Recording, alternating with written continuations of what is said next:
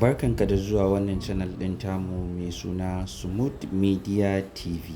In zuwanka ne na farko da ka danna mana alamar subscribing, sauran ka danna mana alamar ƙararrawa.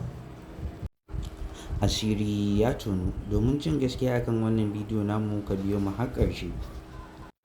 To mai sauraro, da za ka biyo mu har ƙarshen wannan bidiyo namu da abin ya baka mamaki matuƙa kan yadda ƙasar nan tamu ta zama abin da ta zama. Mutane da dama sun yi mamakin wannan bidiyon da ya fito daga bakin turji wanda yake faɗan munanan kalamai akan gwamnatin Najeriya.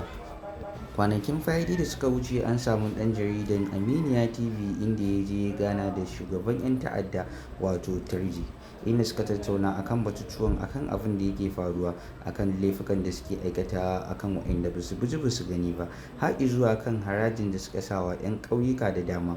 A ce yanzu 'yan ta'adda ne suke karɓar haraji a wajen 'yan ƙauyuka, shin abin ya dace a wannan ƙasar tamu?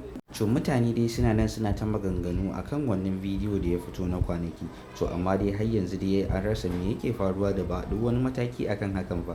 Sauran kuma daga bayan nan ma an ji cewa 'yan ta'adda sun tada jirgi ƙasa wanda suka sa mai nakiya, hakan ya jawo an sace mutane da dama, sauran kuma an kashe wa'insu da dama, sauran kuma wa'insu kuma sun ji ciwuka a cikin garin Kaduna, wanda dama mutane da jirgin ƙasar nan suka dogara domin suna jin tsoron su tafi a mota. To yanzu shi ma dai abin gashi nan dai.